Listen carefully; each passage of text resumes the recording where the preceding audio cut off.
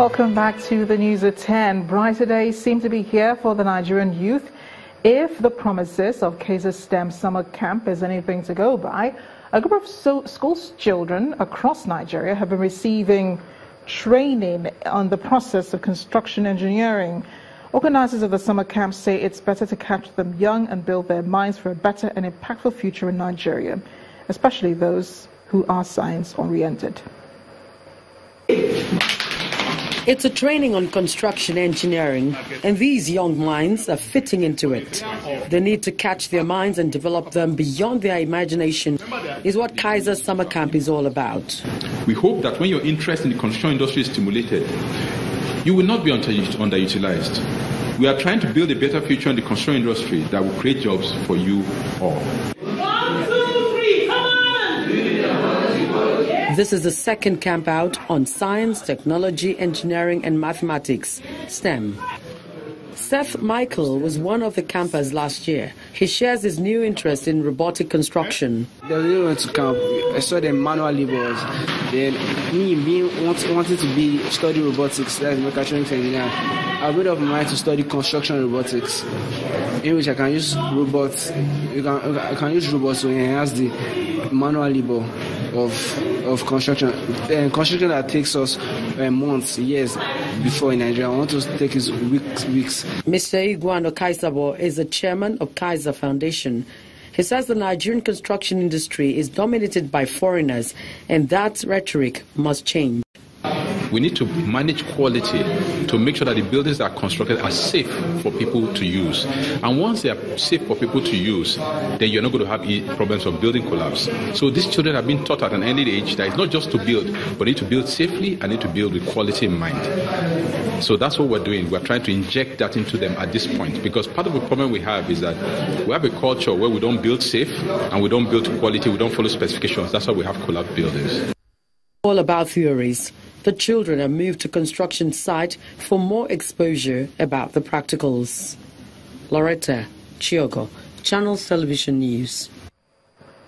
The leadership of stakeholders for Willie Obiano's second term has taken its campaign to Oyi local government area of Anambra State. This mobilization campaign is ahead of the November 18 governorship election to drum up support for Governor Willie Obiano's run for a second term. The national coordinator of the group, Mr. Kene Enefe, says the campaign is targeted at bringing Governor Obiano's efforts in the transformation of the state down to the grassroots. The Okuzu town hall became busy as the people of Oyi local government area in Anambra State gather for a town hall meeting organized by the Willie Obiano second term group. The arrival of the group's leadership indeed sets the meeting in motion.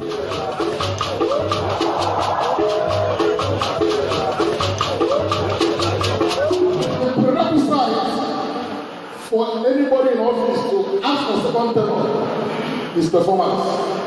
Dr. Willie Obiano, through his journey on conceptualized policy of Operation Mbosha, which is zero tolerance to crime, he was able to eradicate crime in Anambra State in the first 4 months in office. Although some of the members of the group believe zoning is part of the political structure of the state, they also insist that Governor Willie Obiano deserves another chance. There is no way we from South can be wiser than His Royal Majesty. Let Anambra not have their tenure completed. South Central has gone. Central Senatorial District have gone. Let Anambra North Senatorial District complete. That is what we are saying. He has done well. In as much as they want the governor back a second time, they also think there are areas he needs to address. One of the major problems we have is the way from maternity down to Operation Express.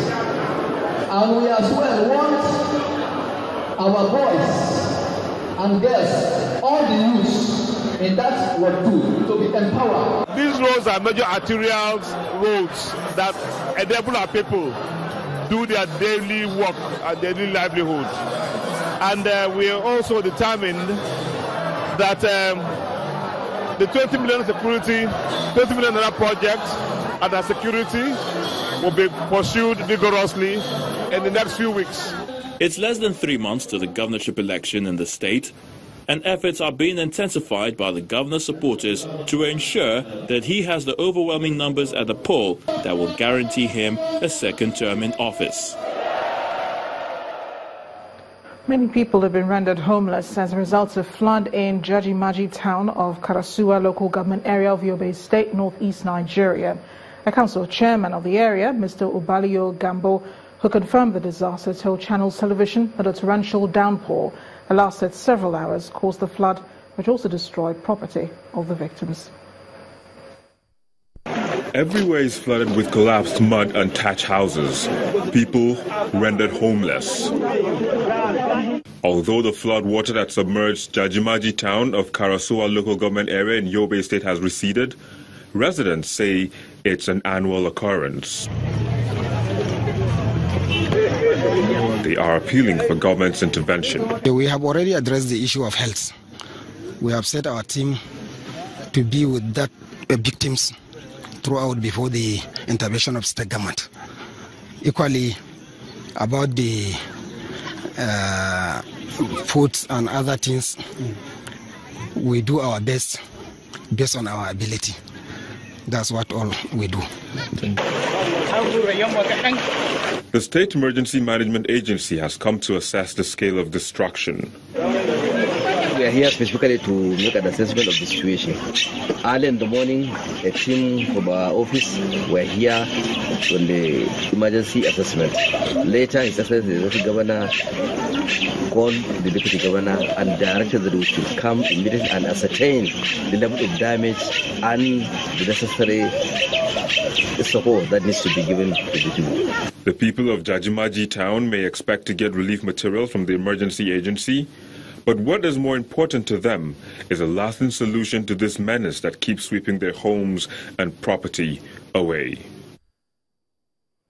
The people of Bebelebiri community in Bayelsa State are crying for help over the inability to access basic social amenities. Residents of the community, which is located in Yenagoa local government area, say they have had to extend the situation from successive administrations in the state to endure, Our community report tonight takes a look at the plight of the residents in Bayelsa State.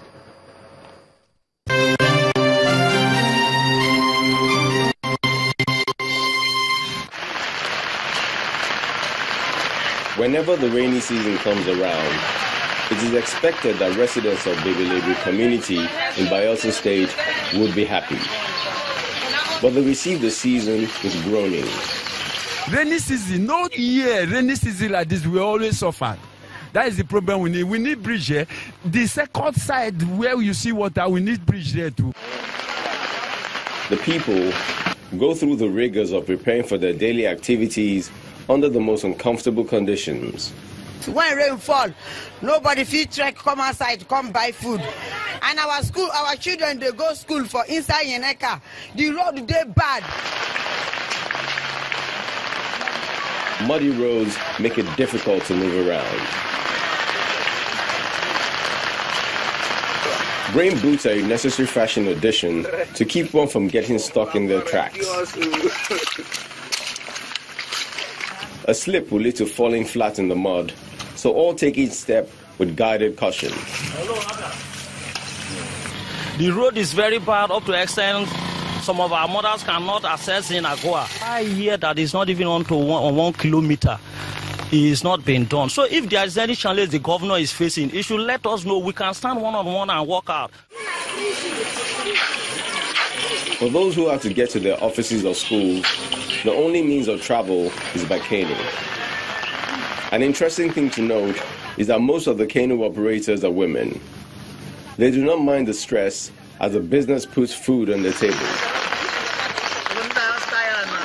1.5 or 1.3 in a day, and not every day that we are coming. Not every day. So when we come today, so next tomorrow we come for evening time again. Although it takes approximately 4 minutes to get across, the residents are tired of the commute and want another option to be provided. When we come, if you are in the east to go to work, you have to pay 50 naira, one person to start a boat, a canoe down here. And if you want to wait, you are going to wait and to complete the 7 seats before you come. Most times, some sink, a lot of problems we encounter in this place.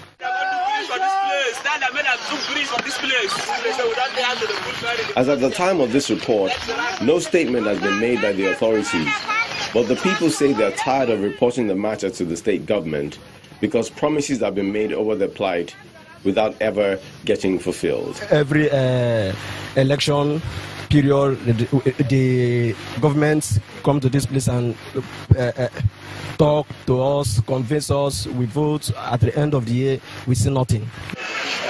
The ball is now in the court of the state government to prove to the people of this community that it is not all talk and no action.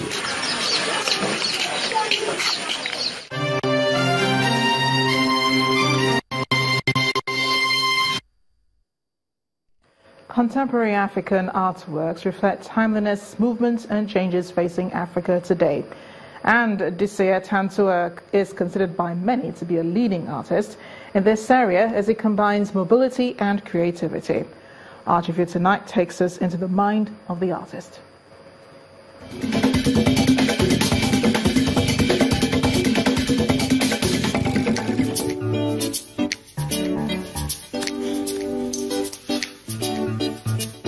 This exhibition is one of a kind. Disea Tantua has used scraps from the parts of all sorts of cars, from the modern to the exotic, and has turned them to usable art. I love classic cars, and yet I can't maintain them. So what I did was to make them into furniture. It's a new furniture line which I'm trying to create. It's actually called Sick Designs. These living legends, architect Demas Nwoko, artist Yusuf Grillo, and author J.P. Clark, are part of the distinguished personalities who graced this occasion. It shows to what extent a creative mind can go. There is no end. Who can ever think of hacking a car? And he has gone beyond just creating installations, but actually painting iconic images, from Professor Wole Soyinka to Chinua Achebe to Demas Nwoko, done on chairs crafted by this living legend himself, and the 81-year-old is pleased. I think I'm part of the world, and I believe that all creative people are partners with God the Creator, and that I take everything that happens in life quite seriously, and I want to bring out the best for everybody to key in and have a fulfilling life, enjoyable life. He's an icon. He's bigger than life. I'll call him a genius because he really is. And in our country, we really don't celebrate a lot of people. They wait till they die, which I don't believe as artists we should do that. That's why I want to start with him. There are many more we are going to celebrate from time to time. So I'm starting with him and starting with his chairs. The Afro-pop artist doesn't forget his comfort zone as his paintings still grace the walls so viewers can get the soft and hard side of Disea's world. He's a very excitable young man, and he's doing things exciting, because it's pop art, and I think he's quite a successful man, after graduating as an artist. So he's doing well. This show opens a new page in Disea's career, stepping into furniture and functional sculpture, including his father's vintage classic Mercedes-Benz.